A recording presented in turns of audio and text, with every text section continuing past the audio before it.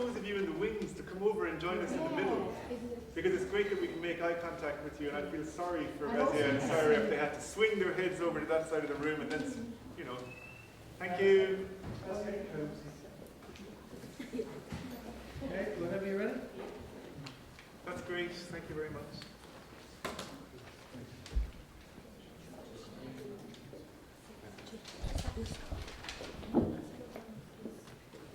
Good evening, everyone. I'll wait for you to get seated. It's a bit high for me. No, that's better.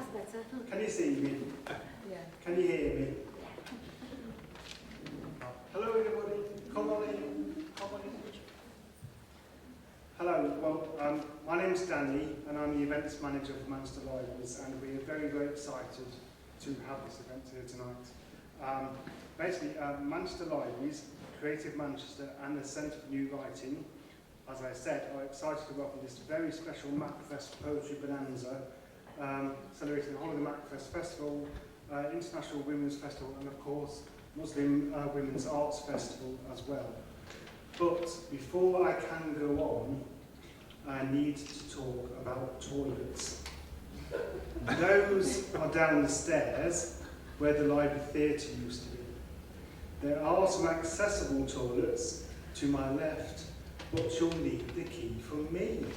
See how brilliant is that here? I do a housekeeping poem for you. If the fire alarm goes off, please head out of Shakespeare Hall and wait. If you could leave in an orderly manner, that really would be great. I'm waiting. And before we start the show off, please remember to turn your phones off. That is quite enough from me. Please welcome to the stage the one and only glorious Kayasra.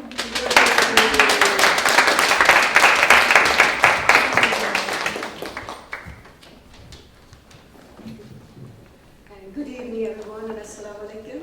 First of all, thank you so much to Danny for welcoming us as ever. This is our third event at the library. Every year when we have a MACFEST, we always make sure we have an event here, a literature event. The library really supports us, and as you can see, our big banners outside there, we're really grateful for them. And we could have done it digital, makes it easier in our life, but we really wanted one here. So thank you, Danny, thank you, Neil, your whole team for hosting us. And then I want to explain a little bit more. I think Danny mentioned this event. It's a very special event. I'll tell you why. It's not just part of MACFEST, it's the part of a new venture that Danny has touched upon, Muslim Women's Arts Festival. Recently on Saturday, we launched the first foundation in the world, Muslim Women's Arts Foundation. And as part of that is Muslim Women's Arts Festival. It's the only one in the world. So you're taking part in a unique event. But because it's come out of the same person, I had the idea because I wanted to put a spotlight on Muslim women. MACFEST came into being trying to connect Muslims and non-Muslim, trying to tackle Islamophobia. The festival was given birth due to Islamophobia. I'm a writer myself. I've attended festival. I've tried to bring community together through interfaith work. And then Sunday had an idea after the Arena attack that enough is enough. Every time an attack happens, we as Muslims are always under siege. We feel demoralized, we're hated, etc. And I thought, I want to celebrate being a Muslim. And I want to bring Muslims and non-Muslims under one roof. And that was the commitment. The other commitment was, second mission was to bring Muslims and non-Muslims one. Secondly, bring all the different Muslims together, because when do the Pakistanis meet the Nigerians, or the Nigerians meet the Turks, or the Turks meet the Somali? It never happened. And the third remit was children. If I felt bad about it as an adult, and I'm a confident adult, what is it like for young, vulnerable children in schools fighting Islamophobia? So from the beginning, the festival became unique because it had a unique remit, tackling Islamophobia. So the festival has grown in 5 years. It's done amazingly well. We won an award, and you can see a new banner with a crown. This year, we have themed the festival. We start in February, and guess when we end? Madness for me, toward September. We have themed it. So last month was a youth festival. We went to schools, colleges, live, international youth panel. This month, we started off on Saturday, a festival for women. Now, we have done a lot of women events before because I'm passionate about women, particularly Muslim women who are always misrepresented. They're always defined by their clothes, what they wear, their hijab. For goodness sake, go beyond that. But also, as a writer myself, wanted to provide a platform for women creators, but not just locally, it's internationally. So on Saturday, we had Northwest. We hosted over 50 women from across the Northwest, creatives in all forms. Today, we are doing poetry. Tomorrow, we're doing cuisine. Saturday, we're going to Azerbaijan, talking about carpet weaving, etc. Sunday, we're talking to a photographer and a ceramist in Australia. Monday, we are meeting a photographer from Yemen. What are we doing? We're celebrating Muslim women across the world. And then, I'm plugging MACFEST, of course. And then join us in Ramadan, April, and then African Heritage. And then, of course, September, we go for Arabic Heritage. Now, this event is also special because we have Professor John McAuliffe. Now, the Centre of Creative Writing and the University of Stockport, my former university, they have supported us from day one with open arms. John did an amazing literature panel for, was it celebrating racism? That's right, it was amazing. So this year, they have actually sponsored this event, and I'm really grateful to John and his team. I want to give a round of applause for that.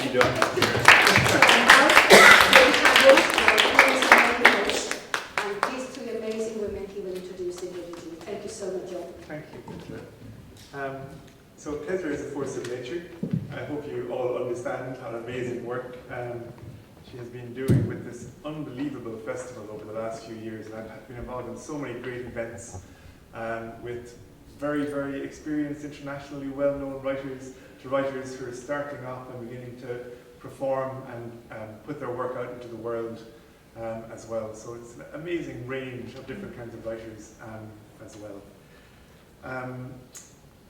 The thing I suppose that struck me tonight about these three poets when I started looking up their work and when they got in touch with me with their work as well, that all three of these writers are new to me. And it reminded me as well that Manchester is just a city full of poets. It's full of poets in all different parts of the city, and there's great life here, and that's why Manchester Libraries is one of the key holders for the UNESCO City of Literature status, which Manchester has, which recognises the range of activity that's going on. And I suppose that's one of the things we can celebrate tonight here as well when we hear from these three poets. So we're going to hear, first of all, from Saira Anwar, then Razia Mohammed is going to read second, and Boshra, I'm sorry, we put you on last because Boshra's just landed in, so if that's okay. That's fine. Very good. So I'm just going to say a few words about each of the poets in turn by way of introduction, and then they're going to read for 10 or 12 minutes each. And then afterwards we're going to open it up and we're going to have a little bit of a conversation about their journeys into writing. But also at the end of that, there's going to be time for you to ask them questions about their poems or about anything else you're interested in about their writing lives. So do make a note of that as you're listening as well. So Saira Anwar's writing life began, she wrote to me when I asked her about this, really when she moved to Australia to marry. And I got a 4-line capsule biography, which I had to step away from my computer after I read it. It was an experience which did not work out. It led her first into counselling and then writing initially as just a kind of therapy. But from that experience emerged her first book, The Death of a Beautiful Dream, which you can buy on Amazon and on Kindle, where it is reviewed positively dozens of times. She lives in Old Trafford. She loves Emily Dickinson and Wordsworth and Rumi. And since the publication of her first book, she has continued to write and perform. And you're going to hear some of those new poems tonight alongside the poems from her first book. So,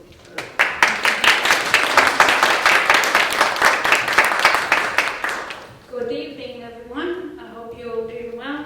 Like John, thank you for the amazing introduction. Thank you, Boshra, for this opportunity. Keep up the amazing work at MACFEST. So I'll be reading my early work just to give you a feel of my journey and how far I've come, and then my most recent works. So this is a poem called Hidden Mask.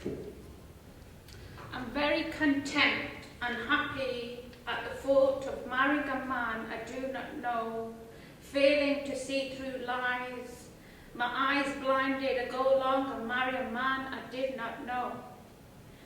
They walk in with pretend faces, acting in their places.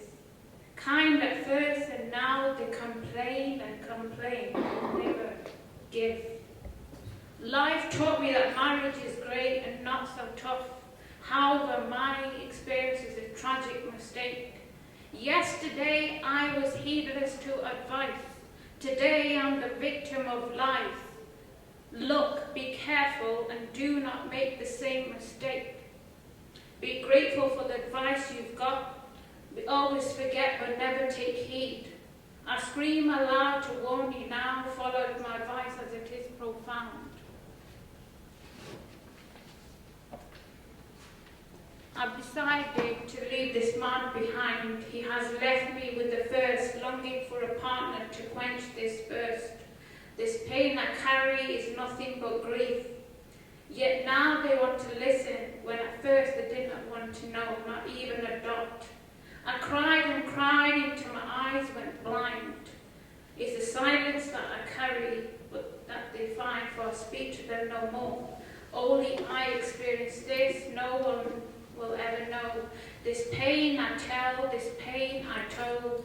Yesterday I was heedless to advise, today I'm the victim of lies. So listen to my advice or be a victim of lies.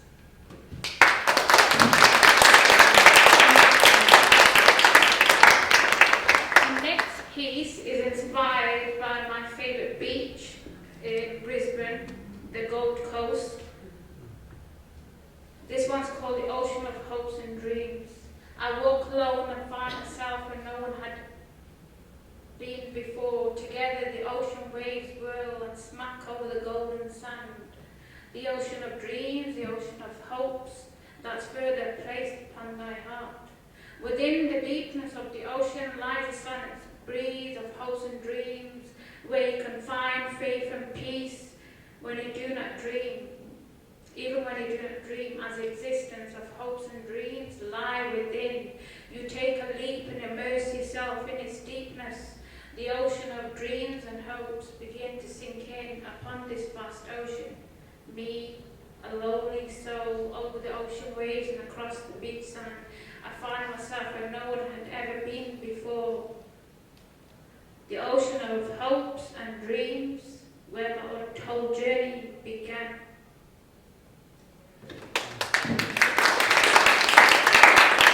Those were pieces from my book. Now I'm going to read my most recent work. I love the way you smile.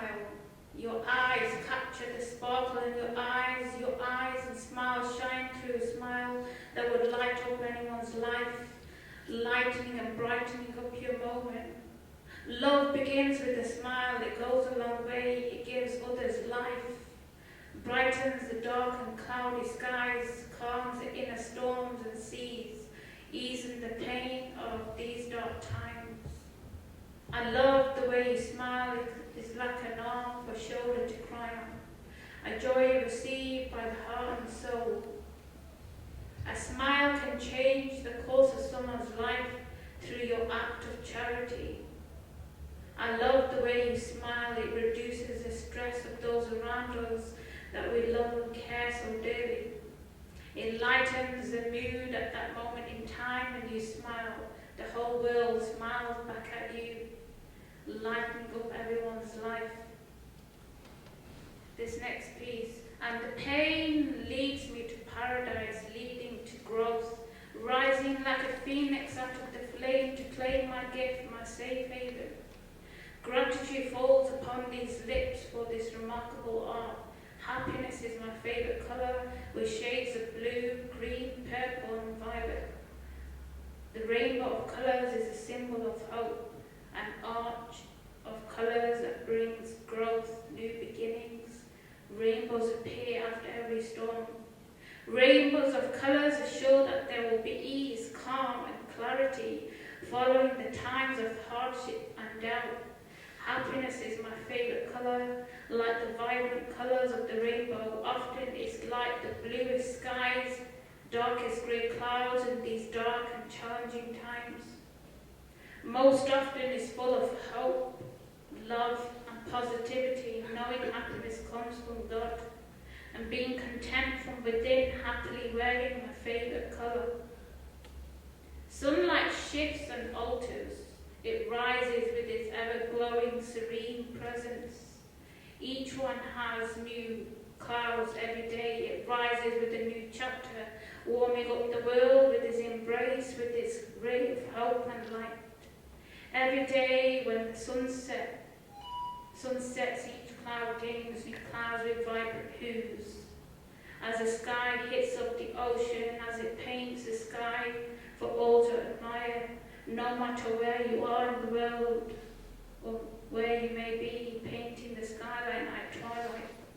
With its touch of magic, with its divine beauty, even in the darkest days, it paints us with beautiful, serene presence, symbolizing the transition of an ending, the peak of the night, the birth of a new opening, allowing the light to enter in. What would I give for my heart not to be stamped on? What would I give not to let people in easily that don't deserve a place in my heart, that don't deserve my heart, that don't deserve access to my life and heart, that don't deserve me? What would I give to get what I truly deserve? Because deep down I know God knows I deserve better, more and better. I won't allow myself to settle for half-hearted time wasters, not lowering my standards, knowing my worth, not knowing to lower my standards. I will not chase, I will attract. What truly belongs to me will simply find me. God is the protector of my heart, keeping it safe from any harm. God dwells therein. What would I give to be with someone who sees my worth, someone worthy of the love I give out? Being worthy simply is who we are, even through all the setbacks, pain, heartbreaks. This heart's been through. Worthy is the power I claim, wearing it as my crown. The rain no longer means regret. It means rebirth, falling like the rain and rising again like a phoenix out of the flame, rising from the ashes, taking the leap, making the leap, building my wings, learning to fly, to grow, learn to thrive once more, straightening my crown, holding my head up with gratitude, reaching for the sky. These wings are mighty phoenix, it will soar and rise every time it falls like a warrior princess. Freeing myself from matters of the heart, moving, walking graciously towards what I truly deserve. Claiming what I'm truly worthy of.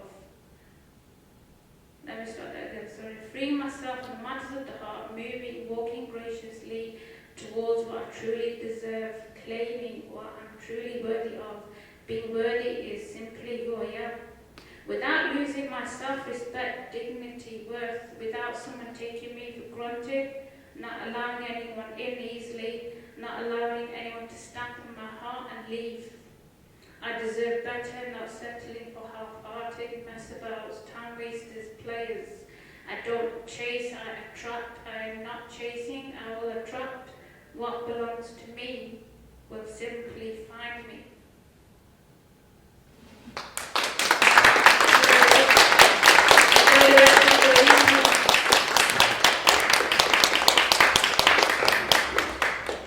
Thanks, Saira. That's great to hear. And we're going to hear now from Razia Mohammed.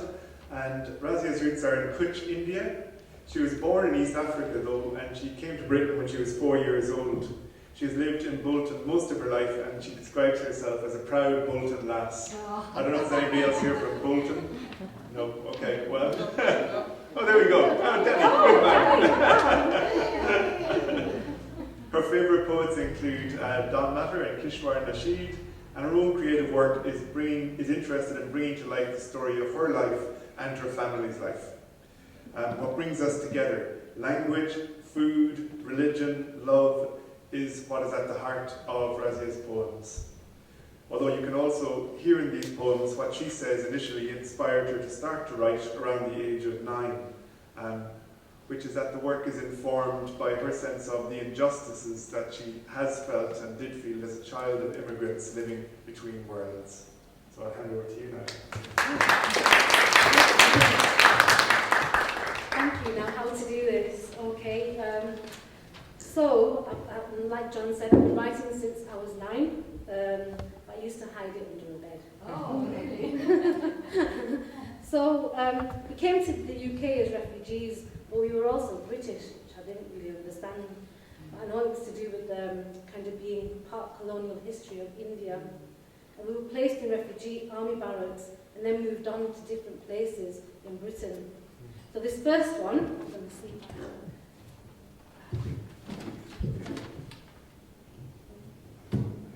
Yeah. Thank you. So this first one is called North of England.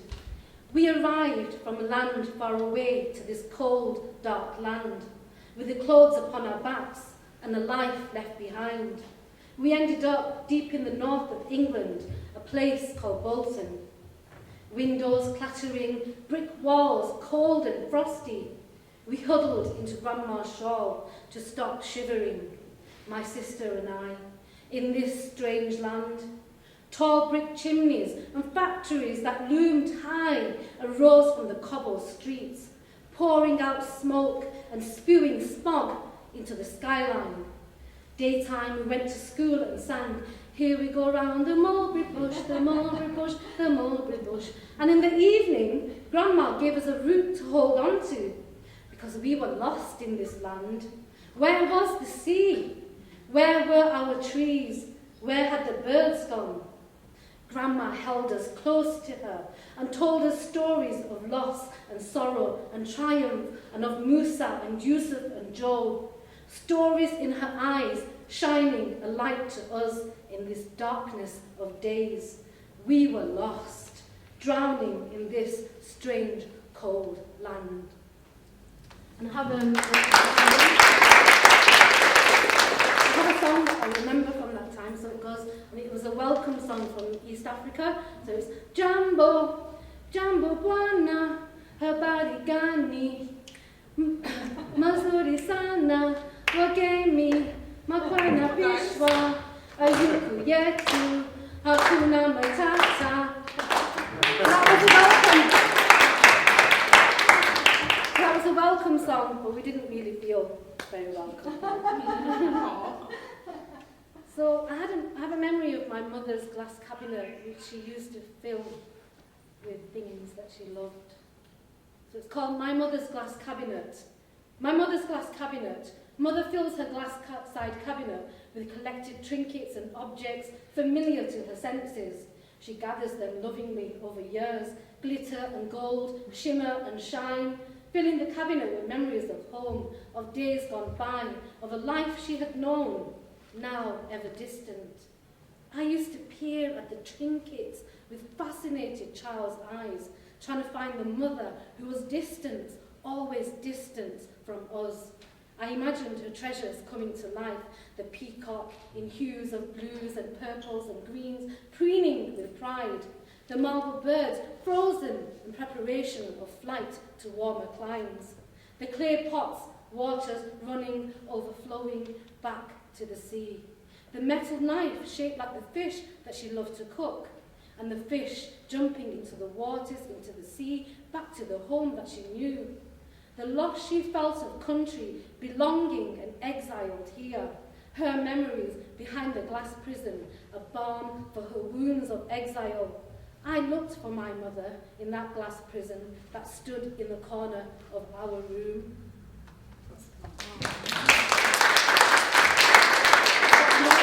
This is a song by the First Nation. So the rivers are flowing, flowing and growing. The river is flowing back to the sea. The river is flowing, flowing and growing. The river is flowing back to the sea. Mother, carry me, the child that I will always be. Mother, carry me back to the sea.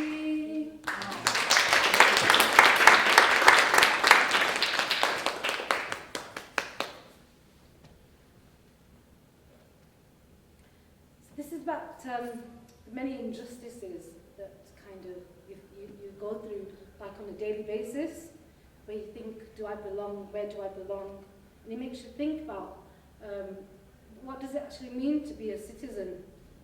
So when I married my husband, he visibly looks like a Muslim man. And the way some people, even friends of mine, treated me was kind of shocking to me. And it kind of made me think about, well, what is kind of humanity? So it's called We Are All One. We are all one, you say, convincing yourself, as if the universe has transformed into an equal opportunities employer. God, I've heard this many times before, again and again, but I have learnt to survive in this equal opportunities world, and I am tired and worn out. My bones are just weary.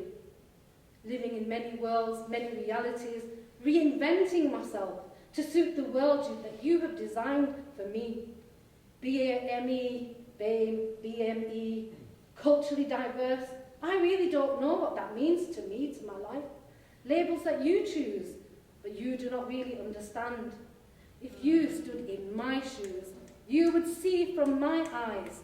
You would know the glances of subtle shifting othering that you give while sipping champagne and drowning in your self-indulgent guilt. Clapping at political correctness while protesting for those millions of miles away from here, from you, from your life, for liberty, equality, fraternity. Yet you cannot see the human behind the thobe, underneath the beard, underneath the topi. He is too much for your sensibilities. He offends the freedom that does not exist. Yet you pretend we are all one. You have a long way to go to find the human in you.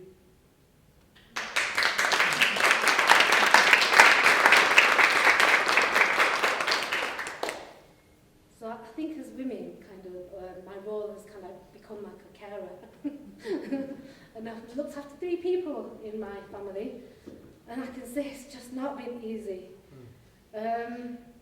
But through it all, I kind of been introduced to stories and secrets of families, and I've got to know people on a very personal level. And I love writing about my family because I think they came here, they were traumatized, and their stories are just not told. So this is a story about my dad, and it's called Love and Loss. In refugee camps, my dad taught me how to write my name, Razia. He worked as a fitter mate. He loved smoking, cars, tinkering, and turning spanners. He was at home underneath the bonnets of cars and looking for what was wrong and fixing machines. He sewed buttonholes and ironed his own shirts and pants. They had to be a certain shade of brown, green, or grey. But he was the king of his home, wrapping us all around his finger. But when cancer came calling, I cared for him, and I saw the sensitive man that he was. He began dementia and forgot things. But we played snakes and ladders, connect, and read books about the different kinds of birds that he knew. And this is a poem for him. Oh, Dad, I do miss you. I love the way we laughed together. I love the way we spoke together. I love the way we sat together. And I love the way we ate together. I love the way we spent our time together on this blessed earth. Though you are gone in body, you are still here, sitting at the family table, and life goes on and on. And life just flows on and on, but you are still here. So that's a poem for my dad.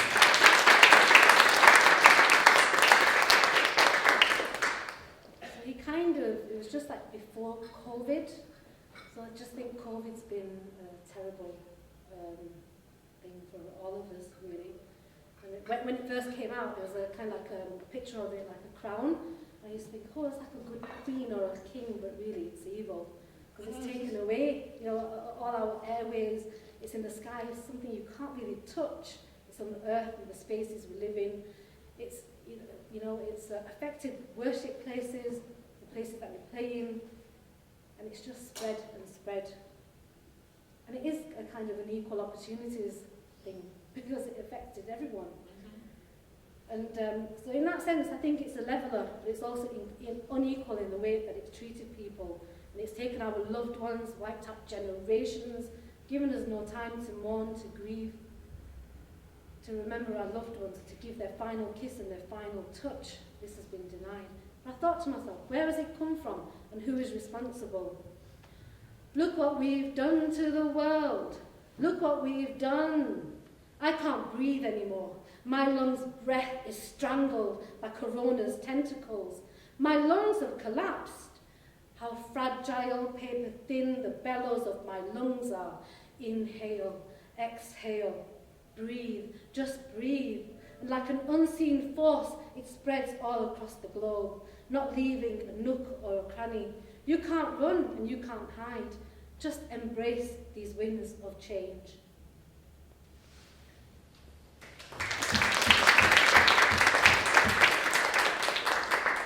I just like a poem, and it's just a shared moment in the family life.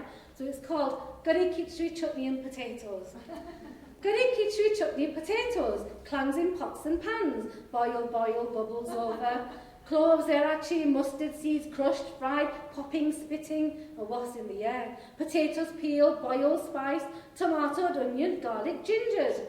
Water washes rice and mung beans, rinsed and rinsed again through Mum's ancient trusty sieve. It's ready, Mum shouts from the kitchen. They all enter from everywhere. From the dark outside hall they gather to smell their meal at the door. From rooms playing, sitting on the dock of the bay. From computer screens. I have to go to my dinner. It's ready now, log off. Down the stairs, book in hand of anatomy, physiology, muscles, diagrams, flowcharts abound. We all rush from every corner of our house and mingle at the dinner table to taste the fair, fine dining. Guddy, khichdi, chutney, potatoes.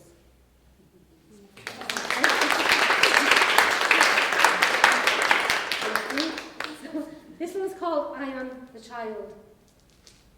I am the child of a mother born of a rugged, barren land. I wonder at the mountains, the Kala Durg, that stand in the Kutch outline, framing land. Dust, wind, heat arises from its ground. I stand in the night in the footsteps that erase the traces of me. I hear the whispers of blood clans meeting in the white sands of the Ran. Washed away the yearly traces of women collecting twigs for fire. Men who build fires in the night and tell stories and bind their ties to each other.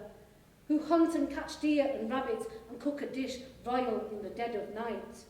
That life is erased with the march of time, and a new age has dawned. The sand is now stole for profit, no longer provides barriers to waters that overflow. They do not clean, it rages and her anger at the destruction of God-given jewels of sand. No more women collecting twigs, no more men hunting, no more stories or laughter ring through the night. The birds are gone, no more sand to hide their babies from predators.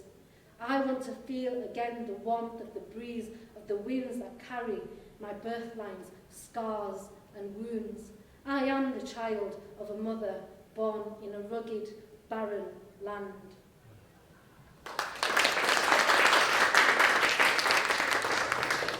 Finally, if I can...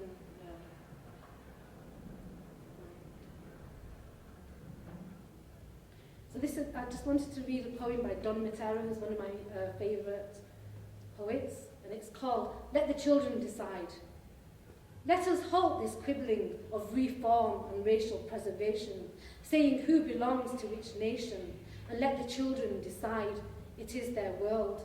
Let us burn our uniforms of old scars and grievances and call back our spent dreams and the relics of crass tradition that hangs on our malignant hearts, and let the children decide, for it is their world. Thank you very much.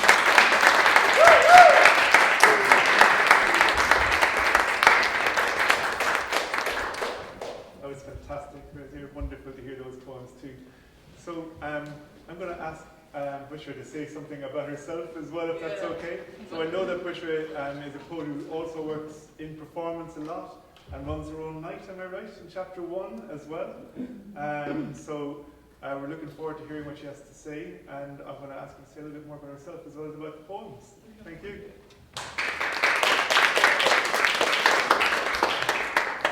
Hi guys, I hope you're guys today, so I'm going to try to be more energetic. So my name is Boshra G. This is too high for me, I'm not sure. This is just too high. My name is Boshra G. I'm 21 years old. I do quite a lot. So I started off with, so the end goal is to have my own talk show, right? But throughout this journey, I realized that there's a lot that I want to do and try before I reach the end goal. So I do quite a lot of theatre, acting. For example, in 2019, I was on a UK tour acting in a theatre show called Eat with the Neighbours. And then I do a lot of drama workshops, so I facilitate workshops. I run my own open mic, I write poetry, and recently I started producing and directing my own spoken word videos. I'm supposed to have a video out right now, but I decided to delay everything as my schedule's pretty hectic, and I want to do it right. I just don't want to release a video for the sake of it. And yeah, this is me in a nutshell. Yeah, cool. So the first spoken word piece, I'm doing the same ones that I did yesterday at this open mic that I was performing at. And I don't know, I just feel like I'm still at the same, I'm feeling these few poems that I'm going to perform today. And the first one is called Skip a Beat. And it goes like this. Seriously, life is deep. I need to breathe. I need to be okay with skipping a beat. Losing my goal is like losing my soul. That's why losing isn't my goal, so I can't put anything on hold. Time is not cheap. Life is not cheap. That's why I can't afford skipping a beat. I'm losing control. I can't even roll out of my bed to pick up a bowl and add some wheat and eat my treat without feeling bad about skipping a beat. This is how I function, and nobody has mentioned that success requires a lot of neglection. Time is deep. Time is sweet. Life is just a rhyme that needs you to skip a beat. This is my choice. This is my decision. That's what's needed to complete my mission. But sometimes I'm lazy, and it's driving me crazy. But that's not on a daily, only when it's proper raining. Remember, I live in Miami, and the weather is not that good. So I always go to Daddy to complain about the weather, and that's what I love about fatherhood. Anyway, I just wanted to say that it's okay to not be okay, and to sometimes display your way to success. Because nothing happens right away. Nothing happens straight away. Just don't ever underplay, even if it was a hard day. Because nothing happens right away. Nothing happens straight away. Seriously. Life is deep. I need to breathe. I need to be okay with skipping a beat. Thank you.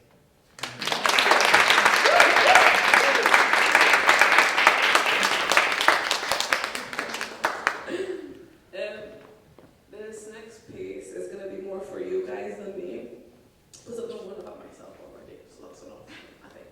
Maybe I'll change my mind in a second. So this next one is called the S to Success. And for the ones that don't know what flex means, okay, I'm going to say that word in a second. It means like showing off, When you're flexing, you're showing off, yeah?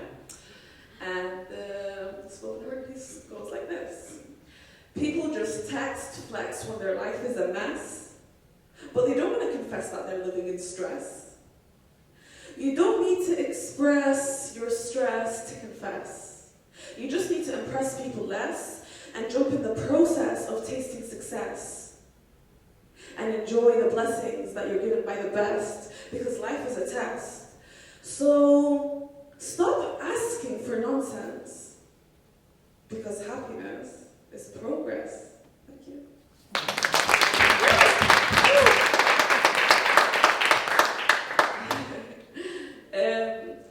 Okay, because obviously I don't really normally perform this piece because of many different reasons. One, I choose not to be political, although this piece is not political.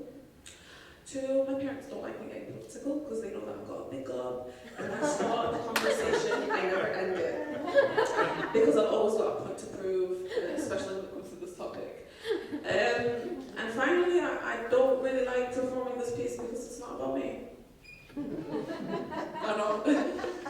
And literally, the reason why I'm performing it is because of your intro and what you've written as well and said. It's called Racist, yeah?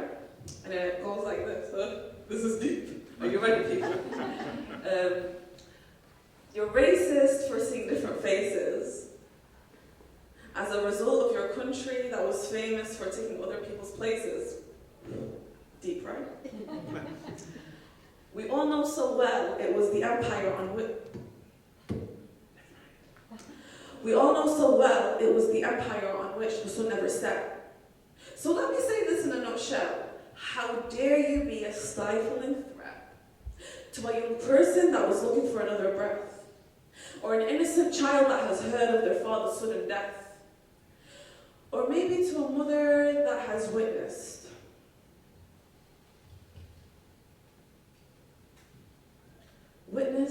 their child's death.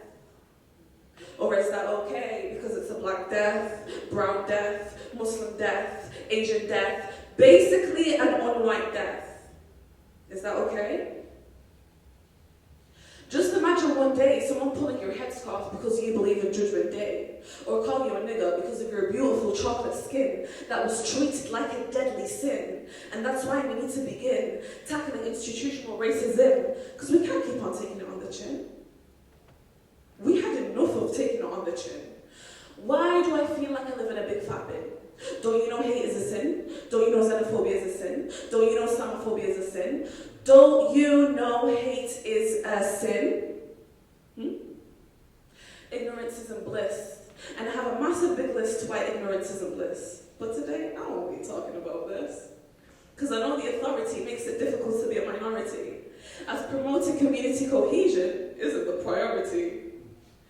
So, why do we call it the authority if they don't prioritize the priority? Yes. I guess we all need a bit of clarity because we see the increase of inhumanity. I know for some of you this might sound a bit philosophical, but if you open your eyes, I promise you it's all logical. And here is me unconsciously proving that ignorance isn't bliss. I urge you to talk to someone with dreadlocks before you assume they deserve to get locked. And don't think the guy that said Allahu Akbar and got his head popped is a true representation of Islam, because believe me, we ain't sharks. So let's do a quick checkbox to why you have all these negative connotations of this diverse, flavorful treat box. Is it because the media is trying to unlock murderous, vicious hate? Or is it because we're not having direct talks? Or maybe you're afraid to have that direct talk. If you are, then please feel free to drop something in my inbox, because it's time to unwrap this treat box. I have a few final words, and I feel like they deserve to be heard. I bet this spoken word will be stirred by the haters so the truth isn't heard, and that's because of the facts that I've transferred, or maybe because of the use of my words. I don't know. Please don't forget to share so people are aware. Don't let this be a waste of air, and let's spread some love and care. Thank you.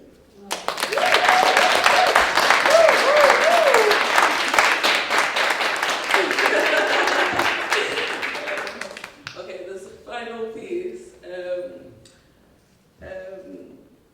Yeah, I'm just going to go for it. No, actually, I'm not. It's nice to give a little introduction about this so you guys can resonate with it. So this is for anyone, any creative or any entrepreneur, anyone that has a massive dream or wants to be something that is so big and unachievable for other people because they don't have that vision, which is okay because they can't see it, but you can. You know, often when we start big businesses or we have small businesses and we have a big goal of 1 million, 1 trillion, you know, or we want to become TV presenters or poets or amazing writers, people tend to be like, oh, well, why don't we just settle for, you know, a teacher's job or a call center, or just something like, you know, that you can actually accomplish. Who said that I can't accomplish this, you know, dream of mine? Anyway,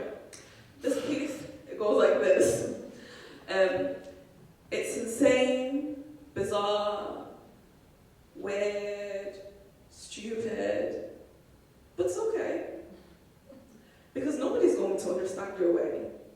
Life is harsh, life is hard. Life can be a knife that can stab you in the dark. But it's fine, but it's okay, as long as you get up at the end of the day. Carry on, work hard, be you and you'll go far. That's life, that's the way. That's if you want to get through till the end of the day. Thank you.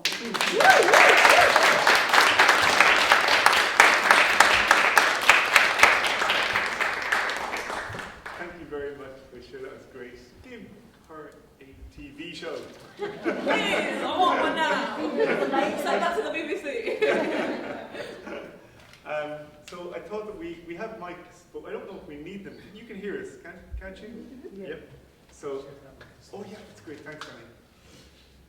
So I thought I might ask each of you, because we heard a little bit about how you started writing, but Boshra, I might ask you first and then come on to them, because we didn't really hear. When did you start writing poems? Or because I'm thinking especially about Razia saying that she started writing poems and then she hid them under her bed for a while, and I want to know when she came back to that. But when did you start, and when did you get serious about it? To be fair, I only started June 2020, okay? But here's the story of Balamori. So basically, when I was younger, I loved Arabic poetry. I was obsessed. I didn't understand English poetry. I thought it was boring. I thought it was dumb. It didn't make sense to me. But I loved Arabic poetry because it was just so deep, and you know, the words were just so powerful and diverse, and it was something that I really loved. Even in school, like when we had the task of learning a poem and coming back and, you know, reciting it back to your teacher to get that mark. Everyone, bear in mind, I am not an academic person. I hate school, yeah? But whenever we had that as a homework, oh my God, I was full of joy. Not because I was going to get a full mark, but because I actually wanted to do it. And everyone else absolutely hated it. So, you know, I always smashed it, got my full mark. I wrote a few poems with the help of my mum. And then, obviously, June 2020, I wasn't even supposed to write, to be honest with you. So I signed my brother for this workshop because I wanted to go to it. And basically, it's up to 19 years old, and I just turned 20. Like, June the 3rd, I turned 20, and it was June the 21st, okay? And basically, the description said, to improve your writing skills. It didn't say anything about poetry. It was kind of misleading, if I'm going to be honest. So I went to that workshop, and then I was like, hi, I'm here with my little brother. He's very shy, so I'm going to be here with him. But in reality, I wanted to go and write because I hated my writing. I could never write. I'm not an academic person. I can't get my thoughts on paper. So, yeah, she's given us a task. She told us we're going to write a poem. I was like, what did I sign up for? What did I sign up for? So I did that little poem, and then I was reading it to myself, and I was like, damn, I can write. And it's so short, I can actually tell you what it is. So it's called Power, and it goes like this.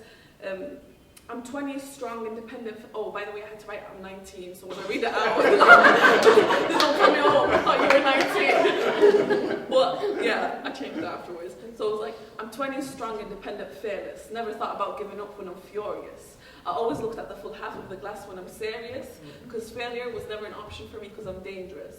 Life is too short for me to be a coward. Praise God for giving me the power. So yeah, I wrote that, and then I was like, yeah, I'm definitely bringing my little brother back.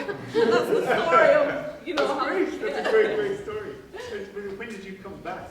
If you started when you were 9 and you kind of hid it away, when did you start getting back into writing and working with the writers group in Bolton?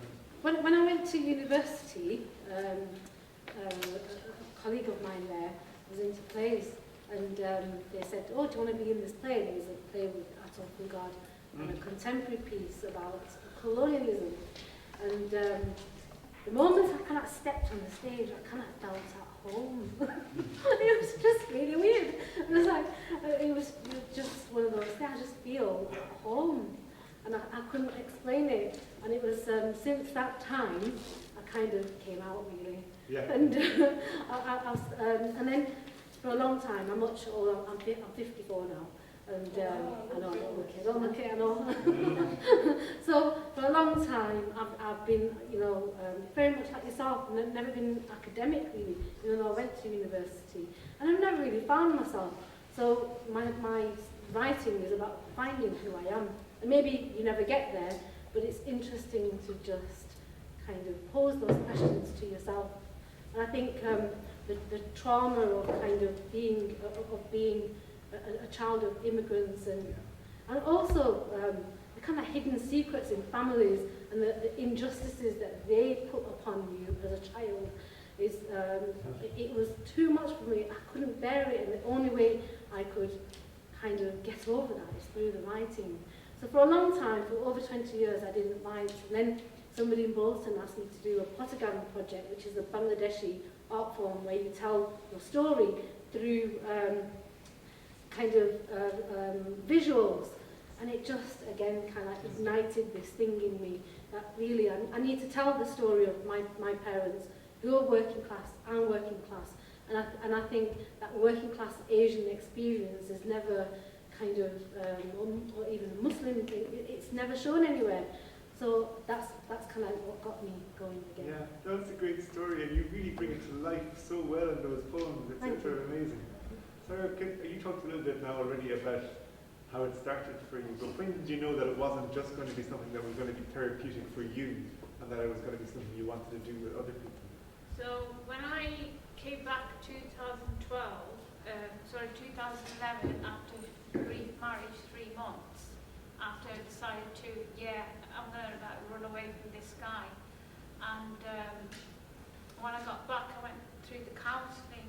I think I was going through what we call an iddah period, which is like a woman has to go over 3 months when she gets divorced. So a certain amount of times you can't go back to him after it's been said. So mine was done on the phone in February 2012. Then I had to wait for the NHS referral for the counselling, and I think I went in April, and then after my first session, I think it was May, I started writing, and I met one of my friends through that. She helped me she introduced me to quite a lot of poets like Robert Frost. And then I started writing, and it kind of just started flowing naturally, the pieces. I just kept on writing every day to try and get it all off. And then I remember ripping up the pad and setting a light on fire.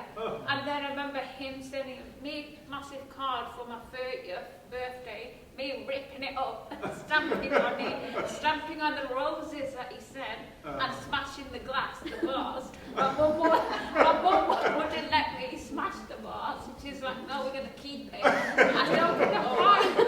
don't want a vase to be reminded of my ex-in-laws and his family.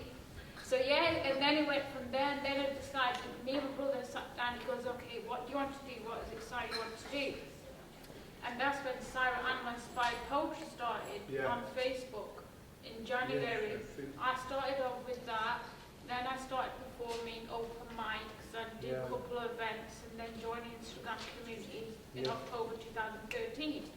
And that's when me and my brother set my vision that I want to help women in particular who've gone through similar experiences otherwise.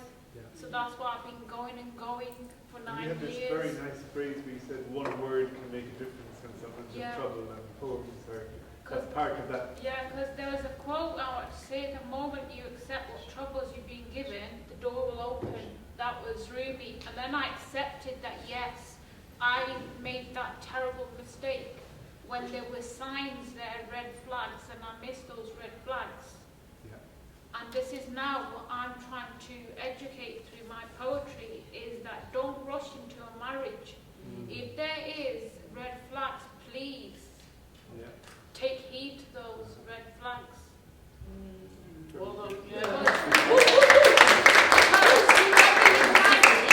Whoever you marry is going to make or break you. They're going to affect your mental health. It's going to go on to the kids. You have to be careful, because a lot of marriages now are ending in divorce. They're made into a game, is becoming a joke. So yes, from then on I've decided, I want to help women in any way I can, so I decided to use poetry of a way. Very good. So, Sean, we have 5 more minutes. okay, well, in that case, I'm going to ask if there's a question from the floor. Does somebody have a question about one of the poems you've heard? Yes. So I'd like to know, other than poets, who inspired you? Anybody else a poet? Because I think we're always kind of influenced by other things that kind of lead us to maybe writing poetry for you guys or writing stories. So tell me something about someone who inspired you. Great question. So did you all get that? So, okay, a non-poetry inspiration. Or a non-poet inspiration. I don't want to sound big-headed, but to me, I don't have a poet that inspires me. I feel like, listen, I feel like your own journey should inspire you. Forget about my journey and me being a creative in this industry and being Muslim and all that stuff, although my parents support me, thank the Lord. But like, we all have our own journey and successes and failures and hardships that nobody knows about, and I feel like that is inspirational in itself. Like, everything that you've gone through is inspirational. Like, your life can become a movie that can get so many like nominations and awards, but you just have to like know how to articulate your story and not give too much, but give enough to inspire people and inspire yourself.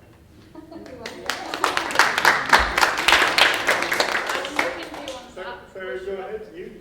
I think with me is mainly got to do what I went through, but I've always been inspired by poets like Emily Dickinson, Robert Frost, and when I started writing, my friend Asha Farouk, she introduced me like to Robert Frost. But I've always done poetry in high school when I went to Stockport High. But academically I never did well because I was bullied for 5 years in high school. I never got that help that I needed. And then there was a teacher on in Facebook, she called me a narcissist, remember, before we blocked each other. And she was saying, oh, like, you know, your book cover is like one-eyed, and I didn't want to like argue with her, just like straight block. And then, you know... Sometimes anger can be inspiring, though. Yeah. You know, it can be. I feel like everything that Boshra said, I agree with that. It's always the experience someone's gone through, because a lot of us poets, like, you know, my best friend Emma... Good evening, ladies and gentlemen. Just an announcement, just to let you know that the lower ground and central library toilets are out of order. That is an interesting piece of information. That was the best thing about the whole night. Please use the ground floor or the level toilets or sitting library. Johnny, you got to get that guy working on his rhymes. I saw the closing time I off, I didn't know it was going to be a toilet faulty one. Of course. So like my best friend said, here's like what inspired you. So for me, obviously, my journey, but mainly a lot of the classical poets have always inspired me, and Rumi. Yeah. But mainly I've started out because of what I went through, and a lot of us that we've met through Instagram, we've all been through something that has made us, you know, start writing. Sure. Yeah. Very good. Razia, I think the last word is going to be yours. Oh gosh. I think my family, because I've spent so long with my family now, and I've lived with them, and I've looked after 3 people in my family, and their stories are just absolutely, they can't live with me. It's like those people, my granddad is with me, my auntie is with me, she never got married, I don't have children, and so I suppose these words are kind of like part of my story. And for me it's really important that their stories are told, because they're nowhere in history. They're kind of like, they become like nobody people, and I don't want that for them. So that kind of inspires me to tell their stories. You know, it's like I've got a poem called Gulam, who was an uncle of mine, and his only crime was in Africa. He married a black woman, and the shame that the family felt because of that, and how he was, you know, disconnected from the family and abandoned. I think it's important that I keep those kind of things alive, because he was a person, and all he did it was for love. You know, and I think love is the ultimate.